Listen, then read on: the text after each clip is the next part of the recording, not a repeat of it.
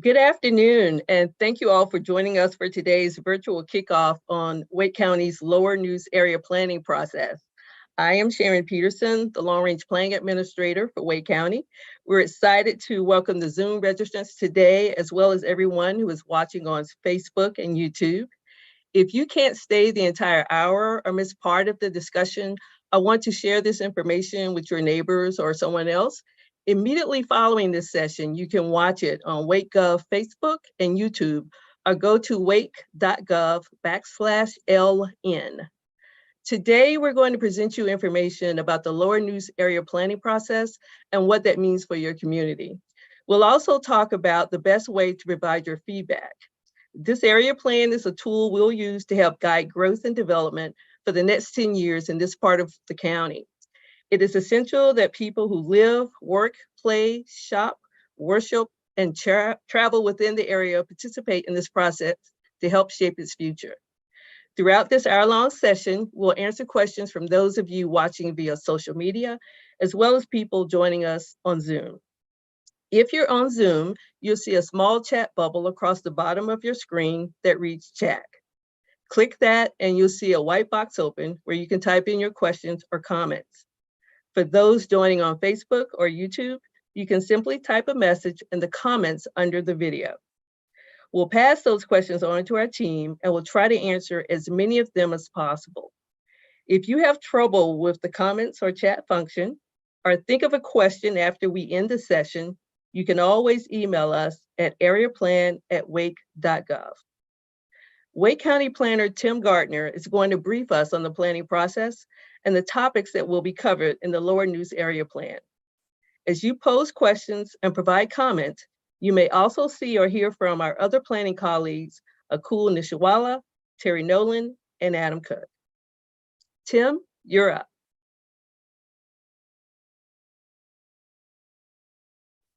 Thanks, Sharon. Let me get a couple of logistics here.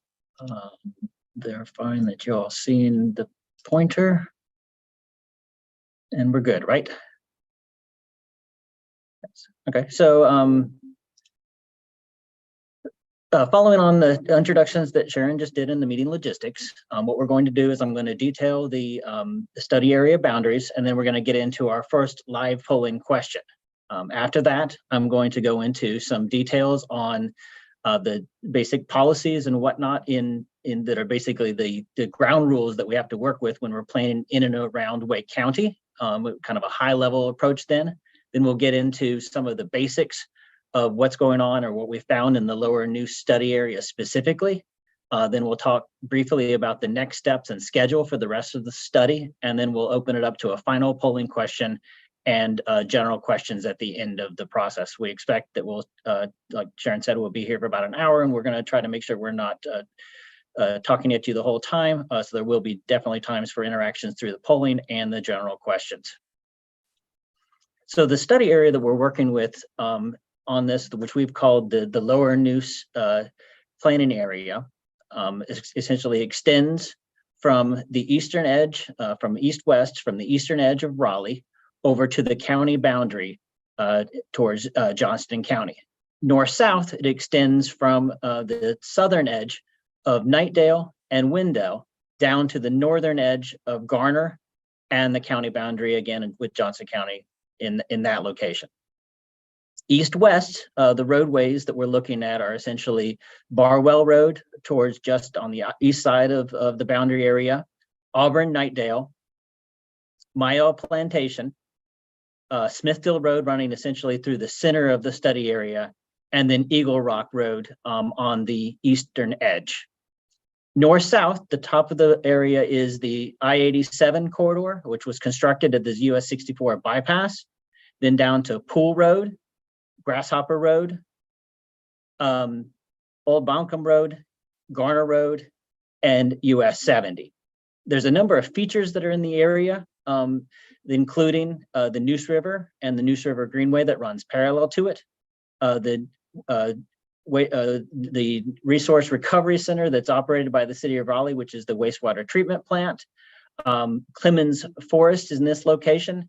We have Lake Myra in this location. You have the Williamson Preserve in this location as well as many of the open space parcels that have been approved by the county and purchased by the county in these locations as well. So that's the study area that we're looking with. And one of the things I did forget to mention is that we have the major NC 540 corridor extension that's expected to be in place in this area by 2026. So those are the things that we're looking at. This is the study area. And what we want to do now is, as an intro, get some familiarity with who we have in the meeting and what your interest is in this area that I've identified. I'm going to go ahead and launch our first poll question that asks, why are you interested in the Lower Neuse area? I know that there's a lot of different reasons, different things that might have brought you here to this meeting today, and it will help us to better understand your perspective to know why this area is important to you. And we'll give you just a moment here to fill this out, and we'll take a look.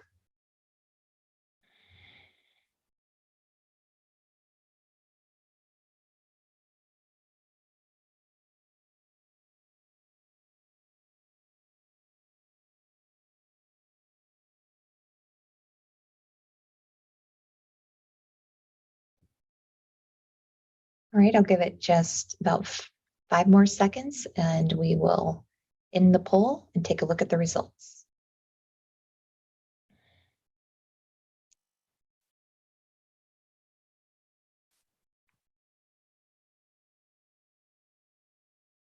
Okay, as we can see in the results, we have a good number of residents in this area. Some people that are specifically just related to other areas as they travel through this area. And we know that that's particularly a good number of people as it relates particularly to the Smithfield Road corridor and potentially the 87 corridor as well. Have a number of people that have, some people that have businesses in this location, and then others visiting, which again, with the number of preserves that we talked about and the Neuse River Trail is also something that we feel like are going to be extremely important stakeholders. Interestingly, we do have a number of people that are just interested in the planning of this area, and I think that that is one of the things that we did find through the larger process that we did with the plan wake process, is that these are interest areas, because as we talk about overall Wake County, these are the areas that are on the edges of our growing communities are unique areas within Wake County. And I think that we'll want to make sure that what we're doing as we go through this is kind of balancing what these areas as far as unique aspects, and then also what the needs are of the communities that are growing around them, plus the residents that live in the area and the businesses that are trying to operate in this area as well.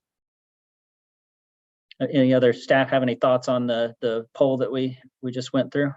I think it gave us a good grounding of who's in the meeting and who we're talking to. I think we'll also follow up with.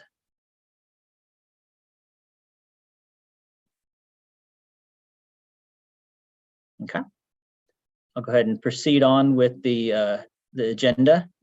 What we're going to be doing next there is essentially going through some of the basics at a high level of how planning works within Wake County, or within North Carolina and Wake County. This would be Planning 101, if you would.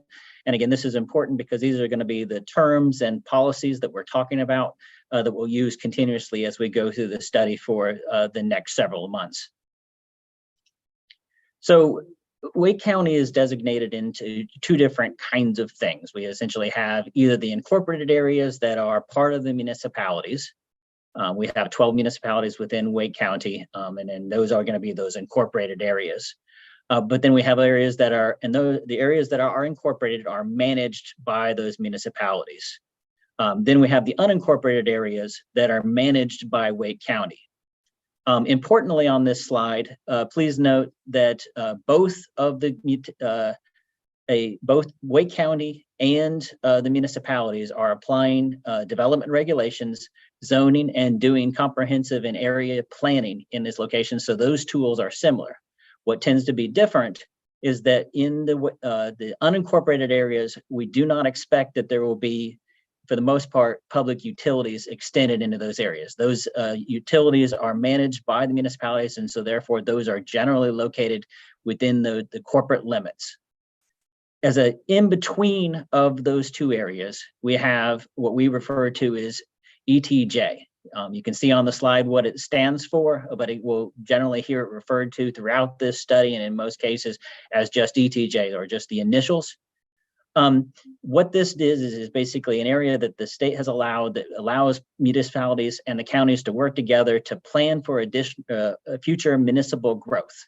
These are areas that essentially are managed by the county today. They're currently unincorporated. They currently utilize county services, but they are subject to municipal zoning and municipal development ordinances. And importantly, the municipalities are planning for utility connections in those areas. I'm going to come back to three maps that are going to show exactly what that looks like in the county and in the study area in particular. But before that, I want to touch base on two other aspects.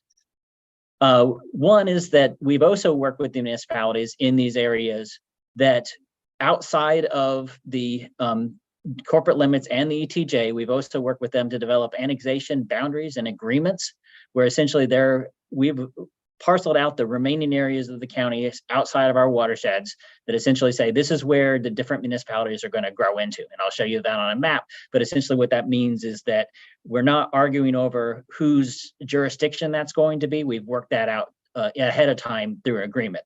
One of the things that you'll see as a part of this study that we'll get in towards at the end is basically that we're also asking the municipalities to potentially look at these areas differently than they may have in the past. And we'll talk about that as we go forward. But essentially, the areas that are designated as those future growth areas that they could expand into, and we want to try to figure out what that interface is.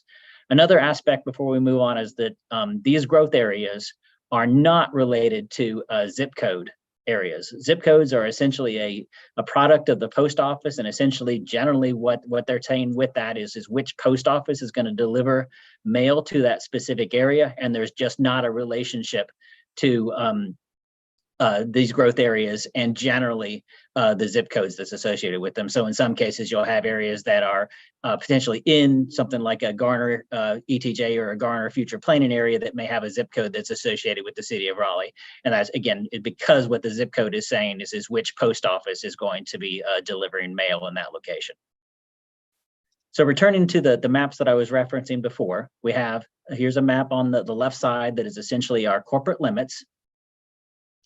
These are the areas that are 100% controlled by the municipality.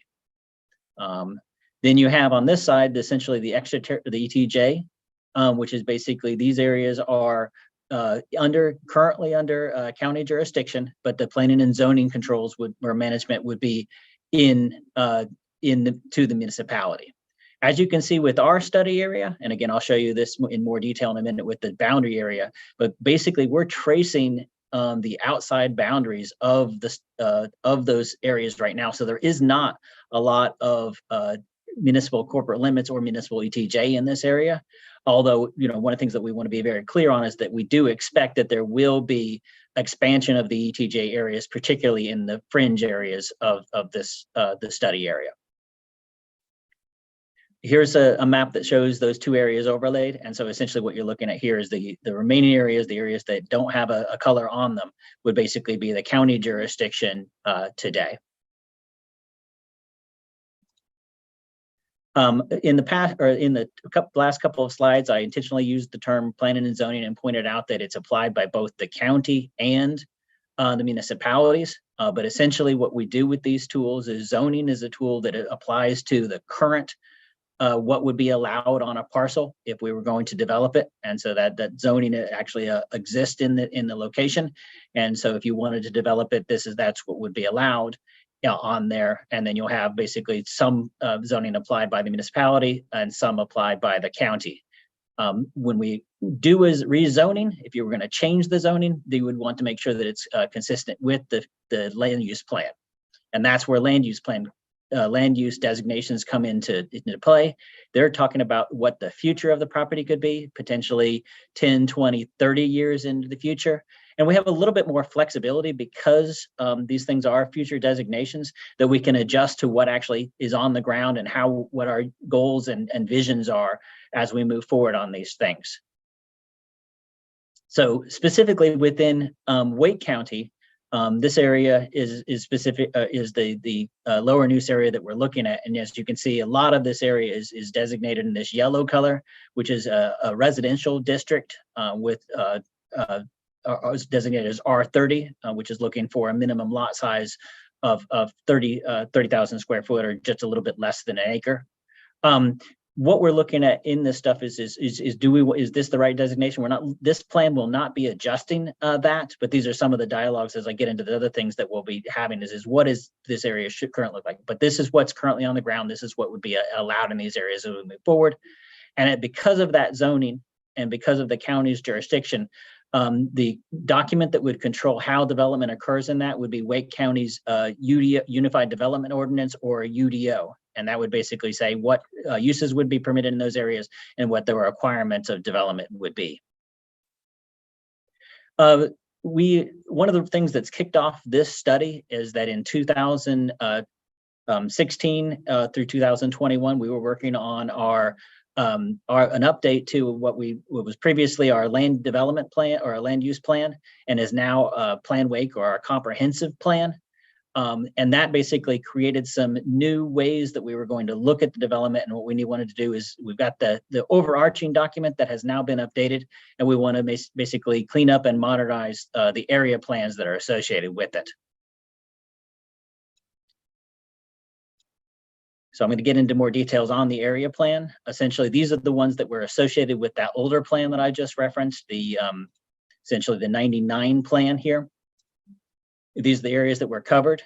Specifically for this area, what we'll be looking at is what was referenced as the East Raleigh Nightdale plan. In a lot of cases, what we were looking at is that continued residential growth in here, with some of the Williamson Preserve identified. And I apologize, this is somewhat small, but again, what's important about this study is that we're going to be replacing this. This is what we're working on. So essentially, the area was calling for some residential in the area with the Williamson Preserve, and then this area here to remain as a non-urban location. And some of the things that we're going to be revisiting through this study is what is the right designations, where are the right boundaries in this area, and what should the designations be based on our current thinking.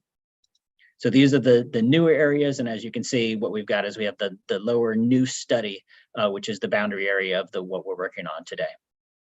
So that's the end of the higher level planning 101. And so I would like to open it up to any questions that are related to general operations from that higher level. And then again, what we're going to do next is go into specifically looking at how those things apply in the Lower Neuse study area.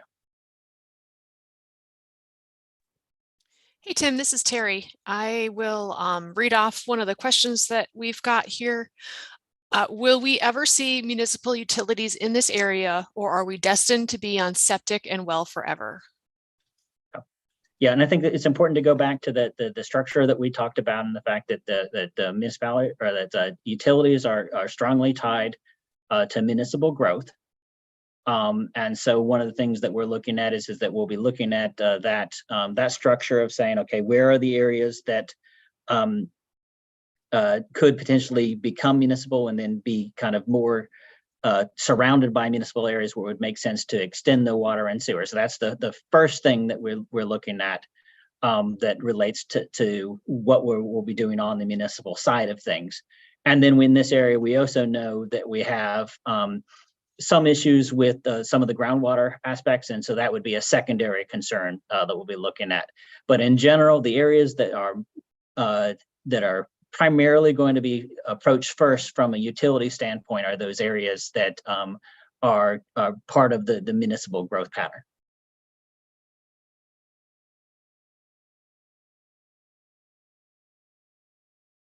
Have any other follow-up questions? Tim, this is cool. We got a question on chat saying, how do the different areas interact? Water doesn't respect city boundaries. Right. And so some of the things that we've already done with our utilities is that they're, particularly in this area, all the utilities are incorporated under the same systems. And so in a lot of cases, the same utility is actually providing those the utilities. And then what we look at is next is trying to figure out what's going on as far as some of the basin stuff. As far as, you know, generally sewer wants to go downhill. And so we're trying to figure that out. And so that's some of the stuff that we take into account. But then you have things like 540 that may affect development patterns, and then some of the areas that just for, you know, the ways the operations work and some of the soils relocations that may actually want to stay as agricultural pieces as well. And so there will be, you know, that's one of the questions that we'll be looking at is how do we look at utility expansion in this area, and how do we make sure that it's done in a coherent fashion.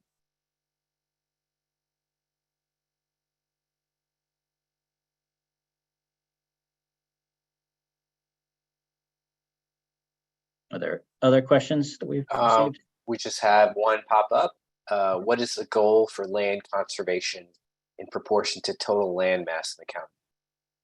Okay, so as part of the Plan Wake plan, there is a overarching goal of 30% of the county area in some degree of preservation. And as we've looked at that, that's not necessarily saying that it's all going to look like the land that's been developed, or excuse me, the land that's been preserved in this area, like with the county preservation.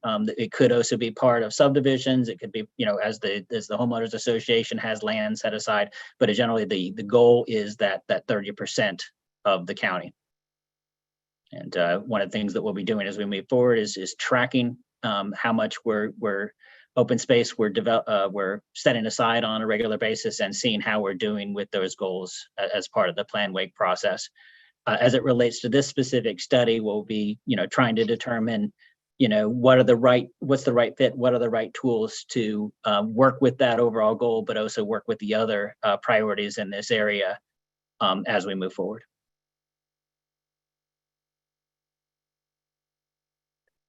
Another question in the chat is, are you all consulting with the Neuse River Riverkeeper?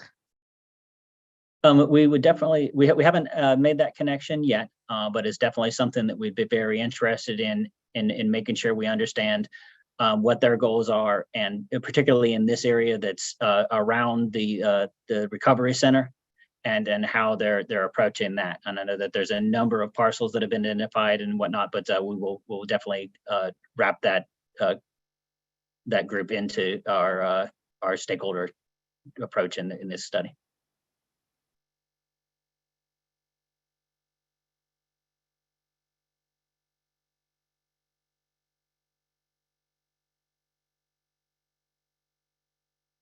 Another minute for any other chat. And again, we will have another time frame for questions on this. And as Sharon mentioned at the beginning, all of the tools that we have available online, you know, it's basically the same as, you know, putting the chat in right now. We're going to be looking at them, making sure we're responding to them, and incorporating them as we can in this study.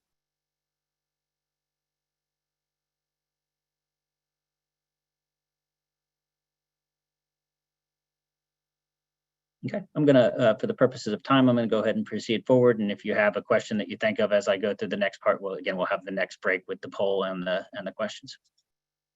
Okay, so specifically with the study area, what I'm gonna do is I'm gonna wrap in the stuff that we just went through. Verify that I have my pointer on. But essentially what we have is we have towards the southern area, we have the Garner area with its corporate limits and ETJ. There's a little bit of corporate limits that have now extended into the study area.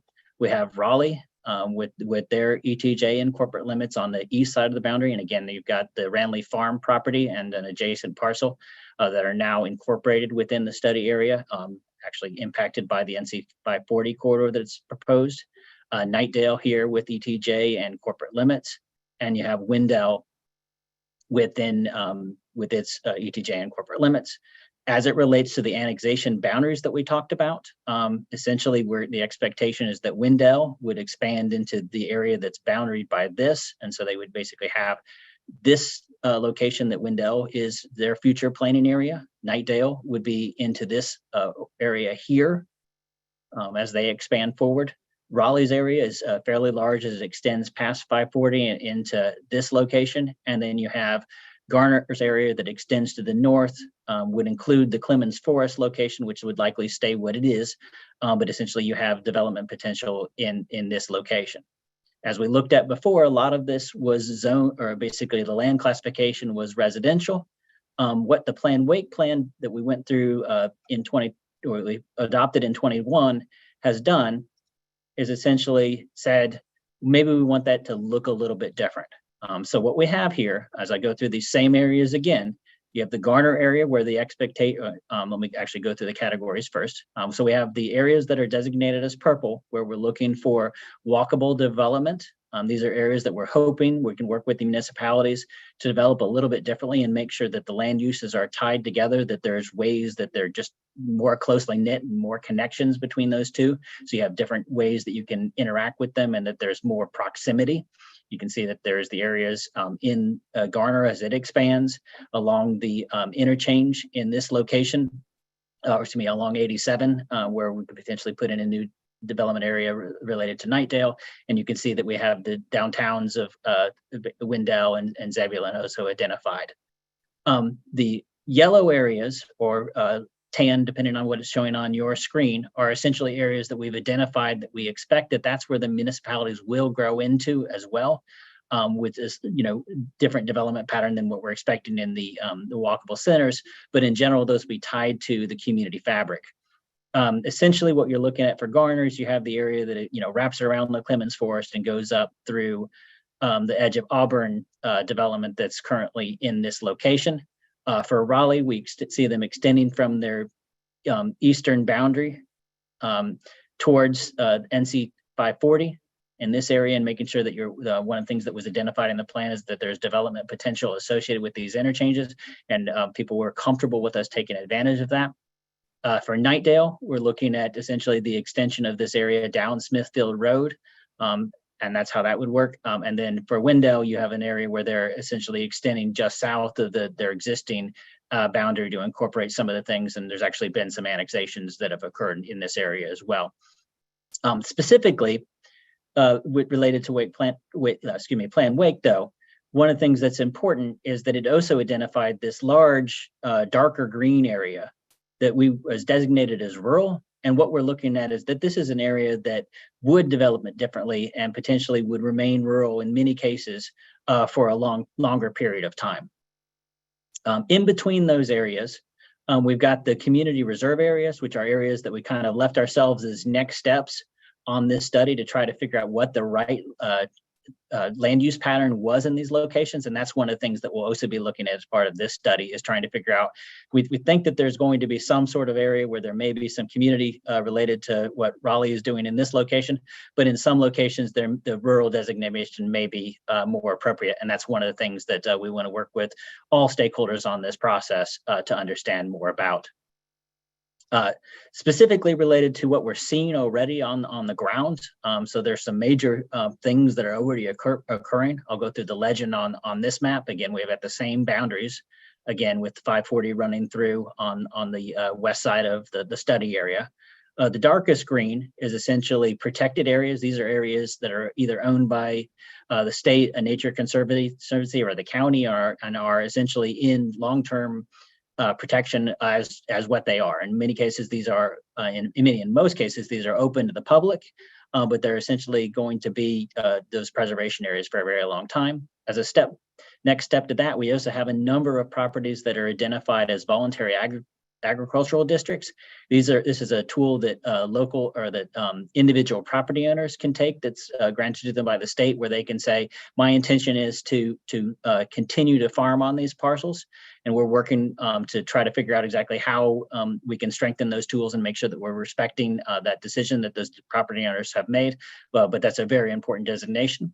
Next, we have our agricultural lands, which are areas that are currently used for agricultural, which would basically include, field crops. Would also include horticulture and forestry lands. One of the big property owners that I've identified is basically the Neuse River Recovery Center, which is City of Raleigh's plant. That's a large stakeholder in this area, or a large plant in this area. Although it is a used site, it also registers as you go by it as a fairly big piece of rural land. And that's one of the things we want to have conversations with the city on, is to try to figure out where that goes.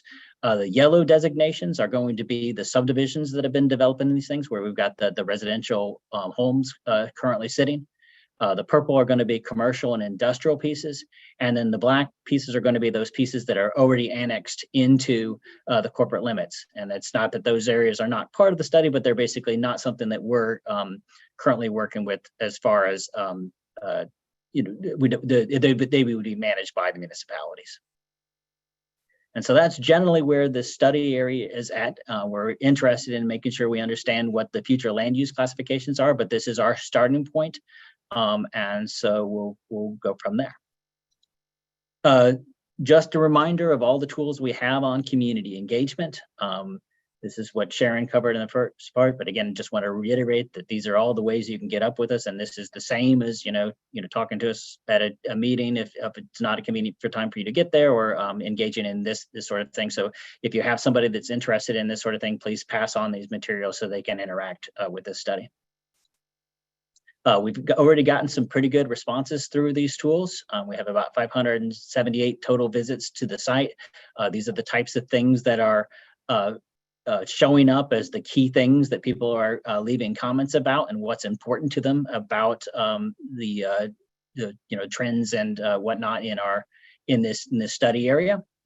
And then as far as our schedule, what we're looking to do is, this is going to be a relatively quick planning process from our standpoint, but we're looking probably about an 8-month process, where we're kicking it off today.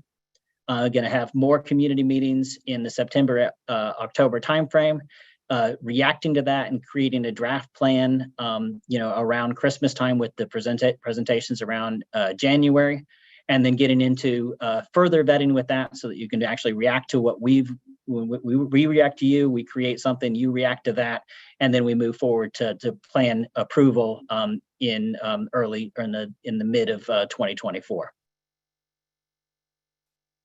And so with that, we have a final polling question, and then we'll open it up to any general questions that you have. And again, this, just to reiterate, this is not the last time. So if you think of something, an hour or so from now, just get them online and submit those questions, and we'll follow that. But we're also open to answering them here today. All right, I'm going to go ahead and launch our final poll question, which is, what changes would you like to see in this area? And that context helps us better understand the priorities of the community. So you should be able to select all that apply, and we'll give it a minute or so here to let those come in, and then we'll talk a little bit about what we're seeing.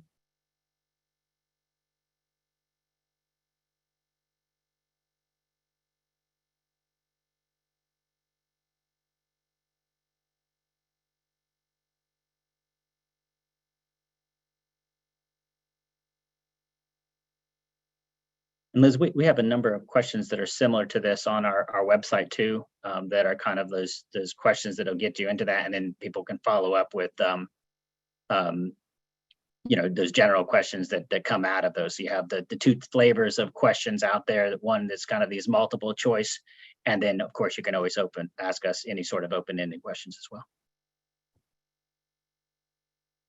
Yes, so with that said, I'm going to end the poll now and share those results. Okay. So with the what we're seeing with the people on this call, some of the stuff that we found through Plan Wake. So I'm starting at the top with the more parks and trails and the protection of natural areas. So the stuff that we found through the Plan Wake plan that said, these are areas that are unique within the county. We're a growing county. We have, only so much of this stuff left.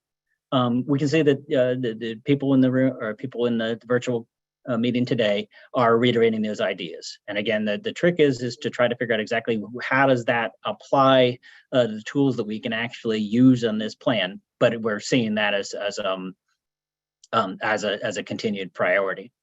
Moving down the list, I think we are seeing that we understand that that we do need different housing choices. We had that identified through the Plan Wake plan also as a key concern. One of the things that we wanted to do is make sure that was primarily focused in those municipal areas because there's more options for transportation, affordability, and linkages to other things.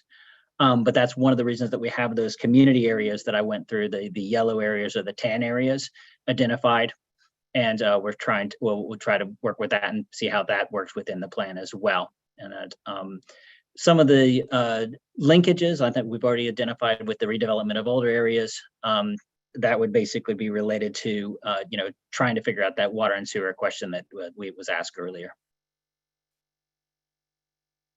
Any other thoughts from staff on that? Otherwise, we can also open up some of the on the poll that we just went through, and we can also react to questions as well. This is a cool. My first reaction is that this is kind of jives with the other plans that we've conducted and the feedback that we've gotten. So this is very on par with what we've seen historically. Agreed. Tim, we have a question in the chat. Have you thought about how have you thought about a Neuse River watershed group similar to the Raleigh Planning Commission, with representatives from the cities, farmers, and state government, stormwater regulators, and environment groups that would control development in the complete watershed? So we haven't actually gone to that level yet.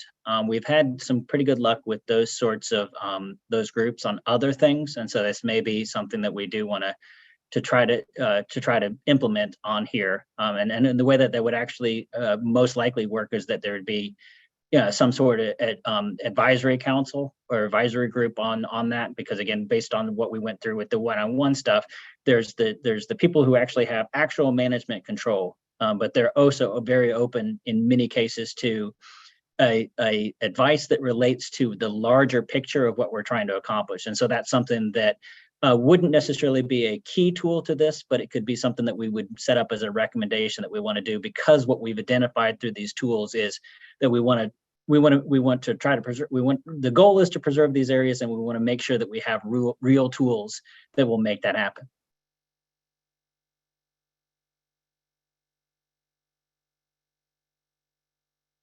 Do we have any other questions? Yeah, Tim, one of the questions is, and I'd like to answer this if you're all right with that, is how easy or difficult is it to transition out of the voluntary ag zone into some kind of development, either residential or commercial? If transition is being considered, is it possible for these areas to become priority for open space conservation?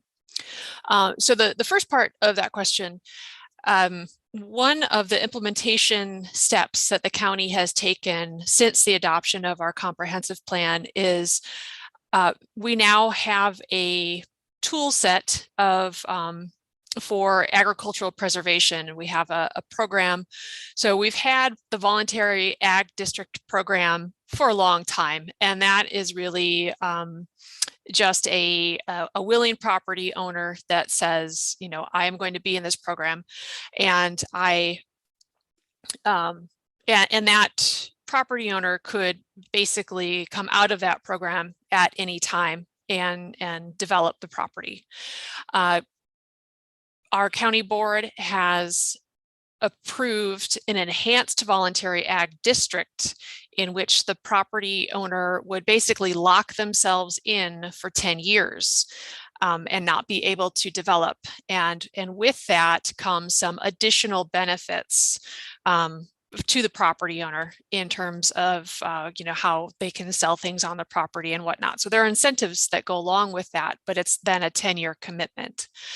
And then lastly, the Board of Commissioners have created a conservation easement fund, and that is related to what we call the rollback taxes.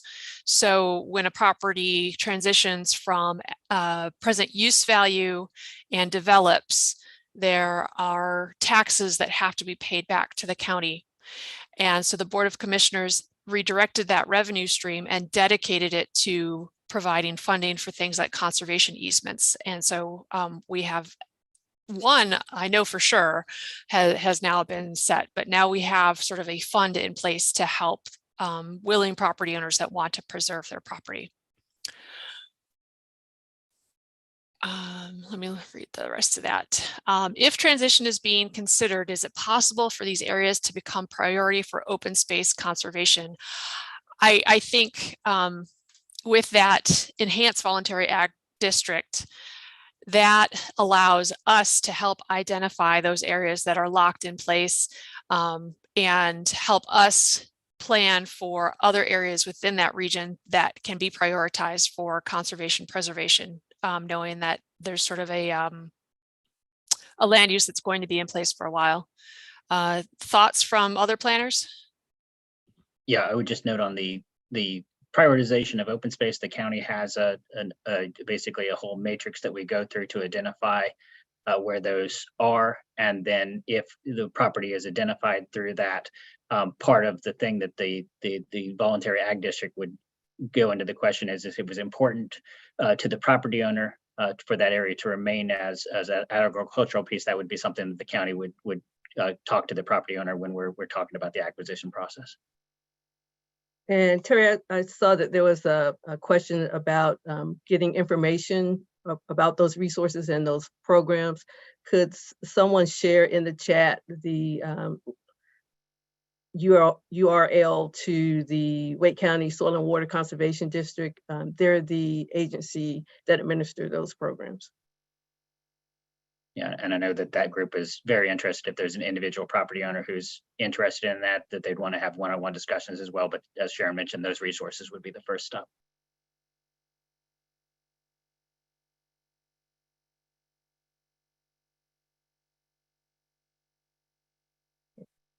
Do we have any other questions coming in through the chat or the online portal?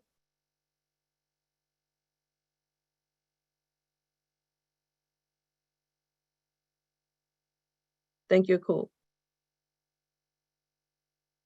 Sharon, no, there's no more chats that questions in the chat that I've seen.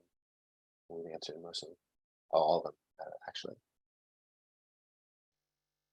Great questions, by the way. Oh, we got a question. Brittany has a question. She's about to send it. Samantha, since I'm on audio, this presentation is being recorded and it will be on the website.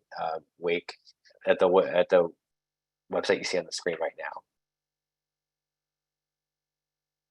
Also, I'll take the opportunity while we're waiting on Brittany, but go ahead. I see that her question is now in the chat. All right. Okay, specifically in the Lake Myra area, many of the area landowners have been working with Wake County, TLC, et cetera, for over 20 years to protect the land around Marks Creek. Many of us participate in the VAD program and conservation easements. Recently, Lake Myra was listed as a Wake County historic landmark, and earlier this week, the Wake Preservation Society approved funding to pay for a national register listing. However, if the area is developed, this money will have been wasted to accommodate a 4-lane divided highway in the historic district, which will destroy the historic landmark and contradict the conservation plan. What can be done with this plan to identify the land in the Marks Creek initiative that is high priority for the long-term conservation, to give direction to municipalities and developers given the over $25 million spent by the county here? What can be done via buffer requirements, IMAPs overlay, et cetera, to protect this area? A scenic America, last chance, quote, last chance scenic landscape. Before I jump in, is there anyone that has a specific first response?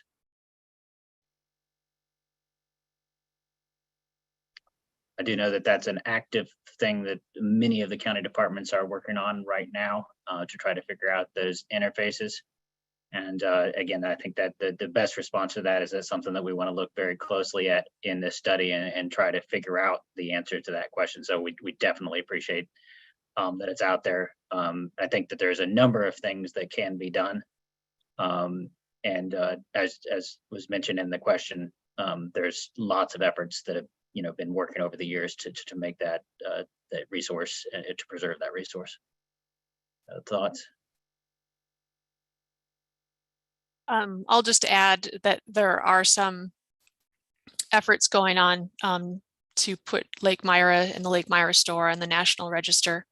The Wake County Historic Preservation Commission is involved with those efforts.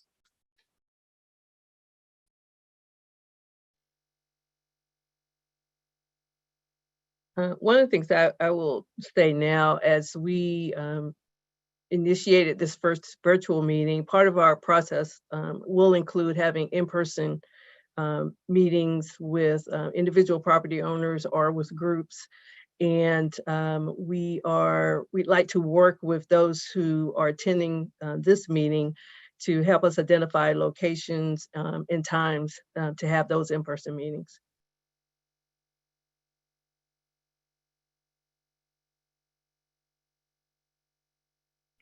Yeah, and just, I think that's exactly, this is an area, the Lake Myra area is an area that I think we'd be interested in seeing what that dialogue is, or potentially tying into the other ones that were already referenced and making sure that we understand what's going on with that. There are things that connect together on that, so from a standpoint of the national designation as a landmark does have impacts on how the roadway could be constructed. And so there are parts and pieces of that are coming together. I think that we just want to make sure that we're tracking. And again, we don't necessarily need to invent something new to this study, but want to make sure it relates to what we do. And also kind of a side note, we actually, we being the staff, have expanded the Lower Neuse River, Lower Neuse Area Plan to actually include the Lake Myra area and go to the Johnston County line. And it was because we saw emerging conversations and emerging issues and priorities around the area, Lake Myra area, Turnip Seed Preserve area, and thought that it should be one that's kind of addressed sooner than later. So Brittany, we value kind of the conversations that you've had recently, and it's landed us to this point in time.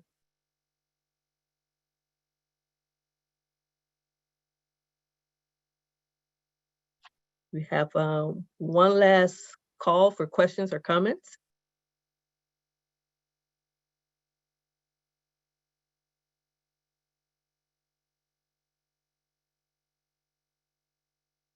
Okay, Tim, any parting? No, I just, again, encourage people to get involved with us online, and then there will be more conversations to come in the next few months as we develop the draft plan. And thank you everyone for your time. Yes, following up on that, thank you for contributing to the discussion that will help guide growth in this area. And just a reminder that the video will be available after the meeting on wake.gov, LN, wake.gov, Facebook, and YouTube. And if you've got any additional information or questions, you can email us at AreaPlan@wake.gov. So this concludes our meeting today. Thanks for joining us, and enjoy the rest of your